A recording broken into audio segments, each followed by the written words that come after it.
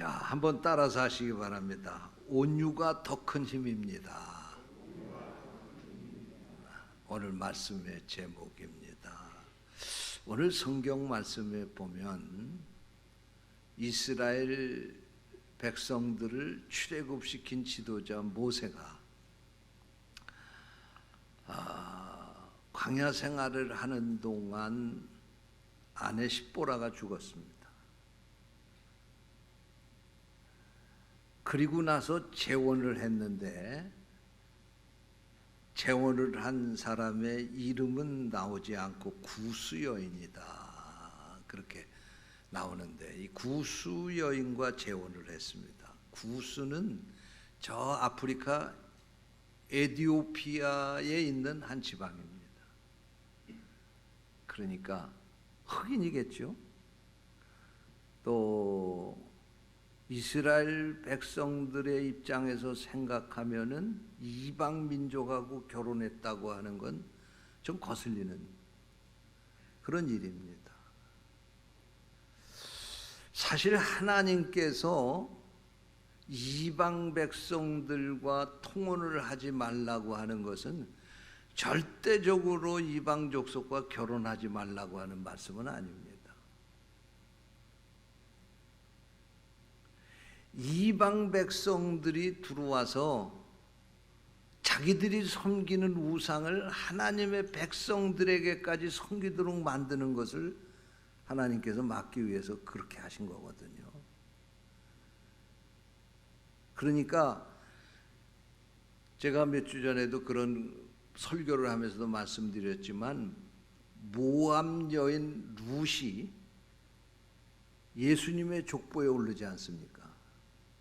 이방 여인임에도 불구하고. 그건 뭐냐면 모압 여인이 자기들이 섬기는 우상을 버리고 이스라엘 백성들이 섬기는 여호와 하나님을 그가 믿었기 때문에, 그래서 그가 이스라엘 족보에 오르게 된 거예요. 할렐루야. 네.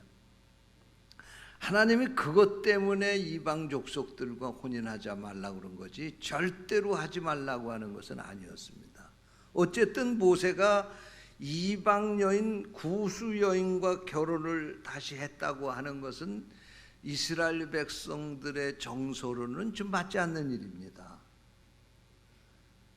그러면 사실 이와 같은 일을 하게 될 때에 누구보다도 모세의 편이 되어주고 모세를 변호할 사람이 누구겠어요? 그래도 가장 가까운 인척 아니겠어요? 그래도 누나가 미리암인데, 미리암이 그 모세의 입장에 서서 모세를 변호해주고 감싸주고 그래야 될 거 아니겠어요? 형이 아론인데 아론이 그래도 그 동생을 감싸주고 동생을 변호해줘야 되지 않겠어요? 근데 오늘 읽은 성경 말씀, 오늘 이 말씀 1절 말씀에 보니까 이 미리암과 누이 미리암과 형 아론이 모세를 비방했다는 거예요.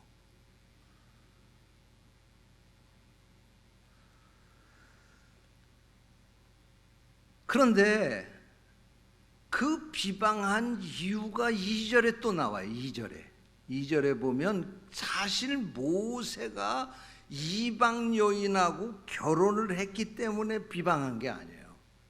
2절 말씀에 보니까 이렇게 말씀합니다. 그들이 이르되, 그들은 미리암과 아론을 가리키는 겁니다.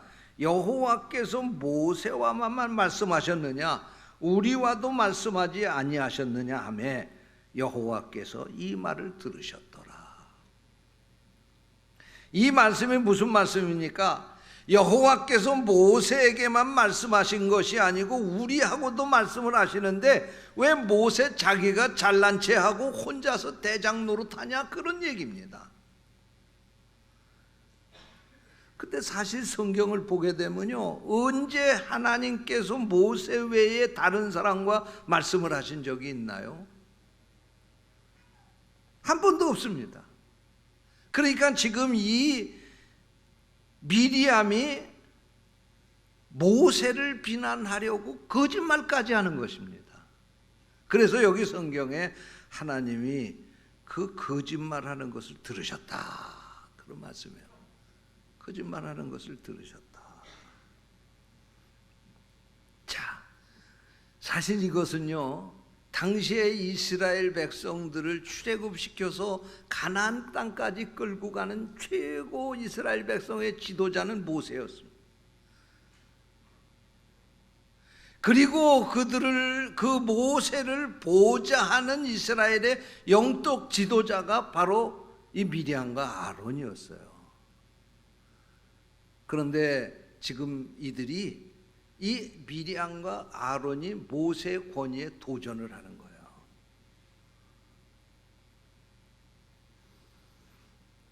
여러분, 그러면 여러분이 모세라고 그러면 어떻게 하겠어요? 아니, 당신들 그럴 수 있냐고. 아니, 남도 아니고 당신들이 나와 피를 나눈 형제 자매인데 말이요. 예? 어떻게 그렇게 할 수가 있겠느냐고 변명도 할 수가 있고, 그들에게 대해서 그 잘못을 지적하고 책망도 할 수 있는데, 3절 말씀에 보니까, 이 3절 말씀에 보니까 이 사람 모세는 온유함이 지면의 모든 사람보다 더하더라. 할렐루야. 무슨 말씀이에요? 모세가 그 비방에 한마디도 대꾸하지 않았다는 거예요. 변명하지 않았다는 거예요. 참았다는 거예요. 그래서 모세가 졌다는 거예요? 아니에요. 지면의 모든 사람보다 모세의 온유함이 더하다고 하는 이 말은 하나님께서 지금 그렇게 하고 있는 모세를 칭찬을 하는 겁니다. 모세는 이 세상에서 최고로 온유한 사람이야. 그래.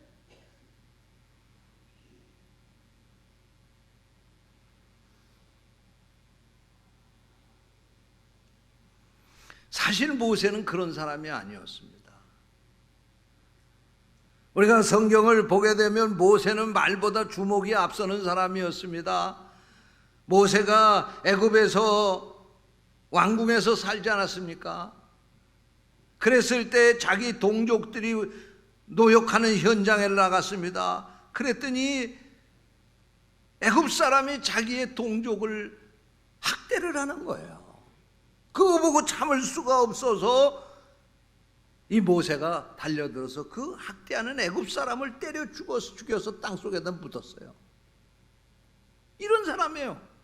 다혈질적인 사람이에요. 충동적인 사람이에요. 감정을 사귀지 못하는 그런 사람이었어요. 뿐만 아니라 출애굽기 이 32장에 보면은 모세가 시내산에 올라간 사이에 산 밑에서 백성들이 자기네들이 금부치를 빼가지고 금송아지를 만들어서 그것을 세워놓고 그 금송아지 우상을 숭배하고 있었습니다. 그때 모세가 시내산에서 하나님으로부터 십계명을 가지고 내려왔어요. 십계명을 가지고 내려왔는데 내려와 보니까 이 과관이 아니야. 여호와 하나님을 섬기는 백성들이 말이야, 송아지 우상을, 금송아지 우상을 만들어 놓고 그것을 절하고 섬기니 말이에요. 예?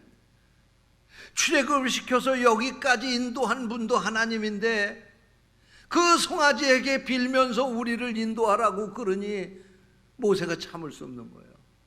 그래서 하나님이 주신 그 십계명 돌판을 거기서 던져서 깨트려 버리고 말지 않았습니까?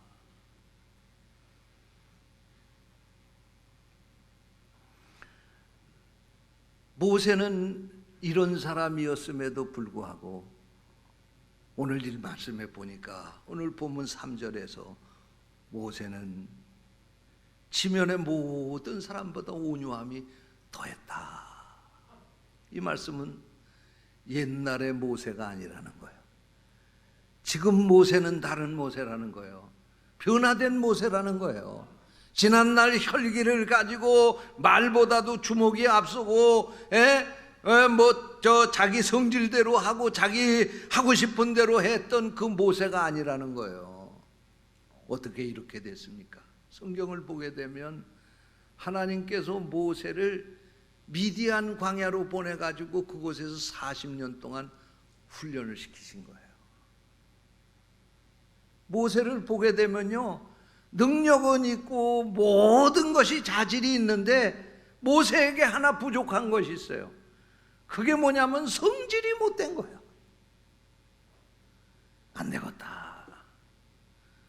그래가지고 하나님이 그 모세를 단련시키기 위해서, 지도자로 그를 연단시키기 위해서, 그를 다듬기 위해서 하나님이 모세를 미디안 땅으로 보낸 거예요. 그곳에 가가지고 그 광야에서 40년 동안 하나님이 그를 갖다 단련시킨 거예요. 여러분, 제가 가끔 좋아하는 텔레비전 프로그램이 있는데 말이에요. 그 무슨 자연인 그 어느 개그맨이 산속에 가서 사는 사람들 만나가지고 프로그램 만든 거 있잖아요. 그런 프로그램. 거기 보게 되면요, 거기 산속으로 들어온 사람들의 들어온 이유를 보면 두 가지가 있더라고요. 첫 번째는 뭐냐면은 병들어서 공기가 좋고 물 좋은데 가가지고 살면 병이 날까, 그런 기대를 하고 들어온 경우가 제일 많더라고요. 두 번째로 거기 들어온 사람들의 경우를 보게 되면 속세를 끊고 이 좋은 자연에 와서 편안하게 편안한 마음 가지고 부드럽게 그렇게 마음을 가지고 살고 싶다. 그래서 자연 속에 와서 묻혀서 산다고, 그리고 들어온 사람들이 있더라고요.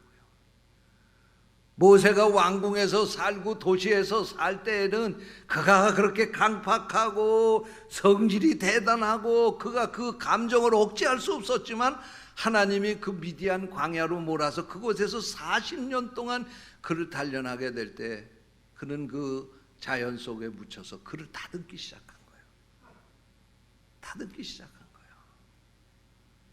그래서 지금 모세는 그때의 사람 죽이던 모세가 아니에요. 완전히 새로운 모세로 거듭났다. 그런 말씀입니다. 할렐루야. 이게 바로 모세가 온유해졌다, 그런 말씀입니다. 그런데 이 온유라고 하는 말은 히브리어로 아나부입니다. 이 아나부라고 하는 이 온유를 표현하는 이 히브리어 단어는 구약 성경에 24번이 나옵니다. 그런데 뜻이 좀 달라요. 어떤 때는 겸손을 말하게 될 때 아나부라고 하고, 어떤 때는 가난에 대해서 말할 때 아나부라고 하는 단어를 쓰고, 어떤 때는 공고한 것을 아나부라고 하고, 어떤 때는 고난을 말할 때 아나부라고 하고, 또는 온유라고 하는 것을 말할 때에도 아나부라고 했습니다. 그런데 이 단어가 헬라어로는 프라우테스입니다. 프라우테스. 예수님께서 마태복음 11장 29절에 보면 나는 마음이 온유하고 겸손하니 나의 멍에를 메고 내게 배우라, 그 말씀을 하실 때 온유, 이게 바로 프라우테스입니다. 또 마태복음 5장 5절에서 온유한 자는 복이 있나니 그들이 땅을 기업으로 받을 것이며 할 때 이 온유도 프라우테스입니다, 헬라어로. 그런데 이 말이 갈라디아서 5장에 보면은 하나님께서 성령의 열매를 9가지를 주시는데 그 성령의 열매 가운데 하나가 또 온유예요. 그 온유가 또 프라우테스입니다. 이 프라우테스라고 하는 이 말을 우리는 온유라고 번역을 했습니다. 따뜻할 온, 부드러울 유. 그러니까 이 온유라고 하는 뜻을 직역하면 따뜻하고 부드럽다, 그런 뜻입니다. 그런데 이 말의 어원을 찾아보고 이 말의 진정한 의미를 찾아보려면 이 말이 이렇게 프라우테스라고 하는 이 말을 쓰는 배경이 두 가지가 있다는 거예요. 첫 번째는 뭐냐? 야생마가 길이 들었을 때의 프라우테스라, 그렇게 말한다는 거야. 야생마 막 산으로 사람들이 길들인 말이 아니, 집에서 이 짐 싣고 다니는 말이 아니라, 그런 말을 만들려면 야생마를 잡아다 길을 들여서 그렇게 만들어야 될 거 아니에요. 그런데 길을 들이는 방법이 있다는 거예요. 그게 뭐냐면 이 야생마를 당나귀하고 같이 묶어준다는 거예요. 그래서 초원에서 이 당나귀하고 이 야생마를 묶어 놓으면요, 힘센 이 야생마가 당나귀를 끌고 저 지평선 너머로 유유히 사라진다는 거예요. 그래서 이 당나귀가 야생마에 끌려서 초원을 질질질질 끌리다시피 해서 달아나는 거예요. 끌려가는 거예요. 근데 이 야생마는 자기 성질대로 그 온 초원을 뛰어다니고 싶은데 당나귀 때문에 못 뛰어다니는 거예요. 그냥 지 성질대로 당나귀를 이리 끌고 저리 끌고 가다가 얼마나 힘이 들겠어요. 그러니까 나중에는 스스로가 이 야생마가 포기를 한다는 거예요. 아이고 힘들어 죽겠네. 에이, 이제는 그렇게 당나귀 끌고 다니지 않고 당나귀하고 같이 보조 맞춰서 가야지. 그렇게 포기를 하고 같이 보조를 맞춰보니까 다니기가 쉬운 거예요. 그래서 다시 당나귀를 끌고 야생마가 주인에게로 돌아온다는 거예요. 그때 그 야생마를 가리켜서 프라우테스라고 그렇게 말한대요. 길들여졌다 그런 말입니다. 예? 여러분, 온유가 뭐냐? 사납고 난폭한 이 짐승이 부드럽게 변화되는 거, 바로 그게 온유다 그런 말씀입니다. 맹수를 훈련시켜서 주인의 명령에 잘 순종하고 따르게 될 때 주인은 이 짐승을 프라우테스, 길들었다, 이제는 쓸만하다, 그렇게 말할 때 프라우테스 그렇게 말한다는 거예요. 여러분, 하나님이 모세를 프라우테스 한 줄로 믿으시기 바랍니다. 모세를 하나님이 끌고 저 미디안으로 가서 거기서 훈련시킨 거예요. 왕궁에서 살던 사람이 갑자기 그 사막 그 골짜기에 갔으니 거기서 얼마나 답답하겠어요. 그거 1년도 아니고 4년도 아니고 40년을 그렇게 거기서 살래니까 목축을 하면서 산 거예요. 먹고 살아야 될 거 아닙니까? 그러니 돈 벌어야 될 거 아니겠어요? 그래서 이드로라고 하는 사람의 집에 들어가 가지고 그곳에 가서 가축을 키우면서, 짐승을 키우면서 거기서 산 거예요. 그러는 동안 그 성질 거기서 다 죽은 거예요. 강팍했던 마음 다 녹아내린 거예요. 그래서 모세가 이 세상에서 제일 온유한 사람이 됐다, 그런 말씀이에요. 할렐루야.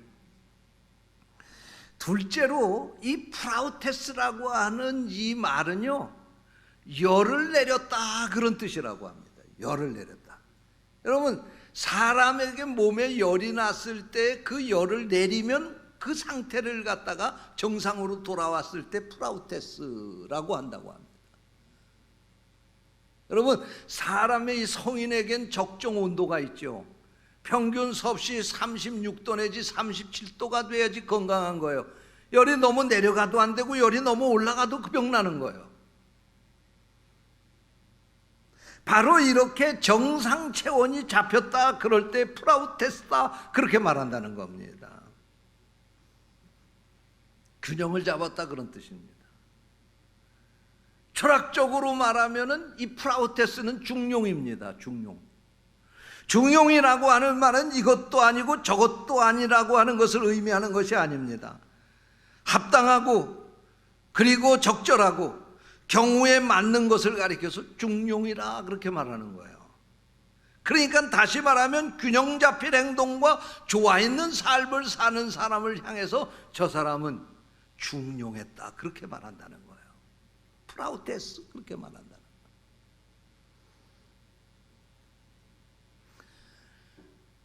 여러분, 온유라고 하는 건 뭐냐? 극단에 서지 않는 거예요.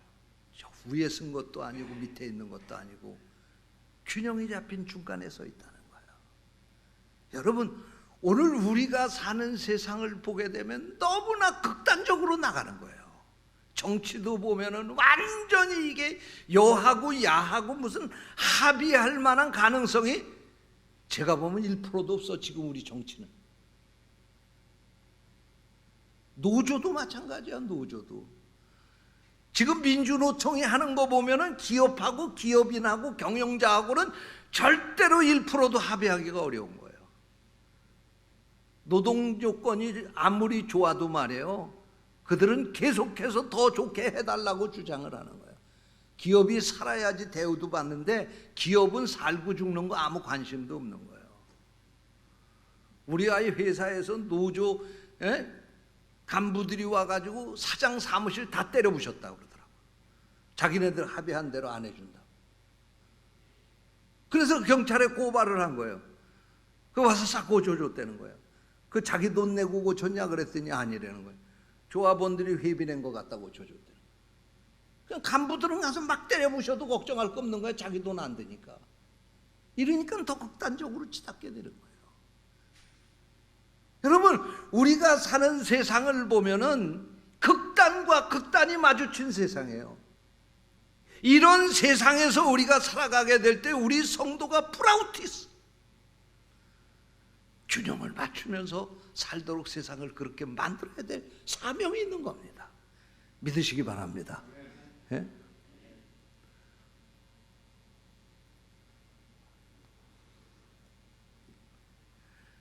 그래서 이 온유라고 하는 것이 이러한 배경을 가지고 만들어진 단어라는 거예요.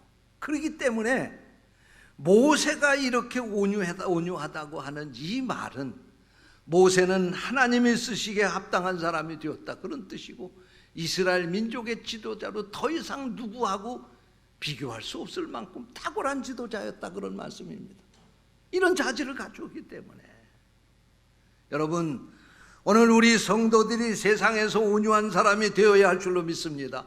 오늘 우리가 이런 균형 감각을 가지고 사는 사람이 되어야 할 줄로 믿습니다. 우리 예수 믿는 사람들은요, 너무나 이쪽으로 우측으로 나가도 안 되고 너무나 좌측으로 나가도 안 되는 거예요. 좌우로 나가는 사람들을 잘 조정하고 균형을 맞춰줄 수 있는 그런 역할을 하는 사람이 돼야 되는 거예요. 할렐루야. 그러면 우리가 어떻게 해야 온유해질 수 있겠습니까? 세 가지 방법이 있어요. 첫째로는 하나님의 선물이에요. 온유해지는 건 하나님이 하시는 일이야. 할렐루야. 우리가 봤습니다마는 이 모세도 얼마나 거친 사람이었습니까? 사람을 자기 손으로 때려 죽이는 사람이었습니다. 그 혈기를 참지 못해서 하나님이 주신 거룩한 그 십계명 돌판을 땅에다 내팽개치며 깨트려버린 사람이 모세입니다. 그런데 하나님이 그를 훈련하신 거야. 그를 사용하시면서 그를 훈련하시고, 그러면서 하나님이 그 모세를 다듬으신 거예요. 그래서 그를 온유한 사람으로 하나님이 만드신 거예요. 할렐루야. 두 번째로 온유해 주는 방법이 있어요. 그건 뭐냐? 성령 충만하게 될 때, 온유는 성령의 열매로 맺혀지는 줄로 믿으시기 바랍니다. 오늘 우리가 노력해서 온유해지는 게 아니에요. 성령이 우리 가운데 임하셔서 성령 충만해서 우리가 성령의 지배를 받고 살면 온유한 사람이 되는 겁니다. 여러분, 성령 충만함을 받지 않고는 절대로 우리 속에 있는 이 교만함, 우리 속에 있는 혈기, 아무리 오래 예수를 믿어도 그거 버릴 수 없습니다. 성령 받아야 돼요. 할렐루야. 그래서 성령의 열매로 온유를 말씀하고 있는 거예요. 세 번째로, 온유는 예수님께 배워야 합니다. 오늘 조금 전에도 말씀드렸습니다만 마태복음 11장 29절에서 나는 마음이 온유하고 겸손하니 나의 멍에를 메고 내게 배우라 그랬습니다. 예수님의 말씀입니다. 여러분, 예수님의 제자 12 제자 가운데 요한이라고 하는 제자가 있죠. 요한을 사랑의 사도라고 그렇게 우리가 말합니다. 근데 사실 요한은요, 처음서부터 그렇게 사랑의 사도가 아니었어요. 여러분, 요한의 별명이 뭐냐면 보아너게입니다. 보아너게. 보아너게라고 하는 이 말은 울의 아들이라고 하는 뜻이에요. 천둥의 아들, 번개의 아들이라는 뜻이에요. 그러면 이 요한이라고 하는 사람이 어떤 사람인지 알겠죠? 성경에 보면 이 요한이 어떤 사람인지를 좀 짐작할 수 있는 말씀이 나옵니다. 누가복음 9장에 보면 예수님과 제자들이 사마리아의 한 마을에 들어갔습니다. 그래서 예수님과 제자들이 그곳에서 이 동네에서 하루 지내고 가야 되겠다 그랬더니 예수님이 제자들이 머물 숙소를 그들이 제공하지 않는 거예요. 그들이 거부하는 거예요. 그러니까 이 요한이 뭐라 그러는지 아십니까? 주여, 이 요한복음 9장 누가복음 9장 54절 말씀에 보면 이렇게 말합니다. 주여, 우리가 하늘로부터 불을 내려 저희를 멸하시기를 원하시나이까? 무슨 말씀이에요? 이처럼 자기들을 받아주지 않는 이 동네 사람들은 하늘에서 불을 내려가지고 저들 불살라서 다 죽이자, 그런 뜻입니다. 요한이 이런 사람이었어요. 그런데 그가 예수님을 만나고 3년 동안 공생애를 함께 하면서 예수님께 온유함을 배운 거예요. 그래, 저렇게 살아야 되겠구나. 그래서 드디어 요한은 우레의 아들이 아니고 사랑의 사도가 될 수 있었던 거예요. 할렐루야. 여러분, 우리가 예수님 열심히 배워야 할 줄로 믿습니다. 어떤 화가가요, 열심으로 10년 동안 개구리 그림만 그렸대. 근데 10년 뒤에 그 화가의 얼굴을 보니까 꼭 개구리를 닮았더래. 여러분, 부부가 결혼해서 30년, 40년을 함께 살면 그 후에 부부 얼굴을 쳐다보면 사람들이 뭐라고 그래요? 야, 저 부부는 닮았네. 그 소리 하죠? 그렇다 그러면 왜 우리는 예수님 수십 년을 믿었음에도 불구하고 예수님 안 닮는 거예요? 왜 아직까지도 우리 속에는 분노가 넘쳐나고 있고 우리 얼굴에는 살기가 등등하고 왜 아직도 우리가 예수를 그렇게 오래 믿었는데도 예수 냄새가 안 나는 거예요?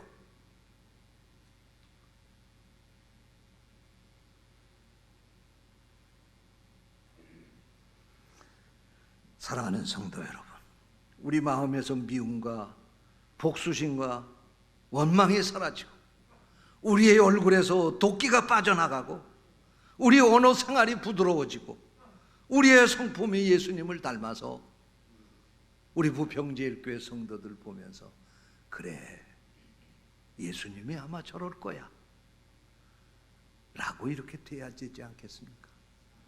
하나님께서 우리 성도들에게 온유함의 축복을 주시기를 주의 이름으로 축원합니다. 기도하겠습니다. 하나님, 오늘 말씀을 주시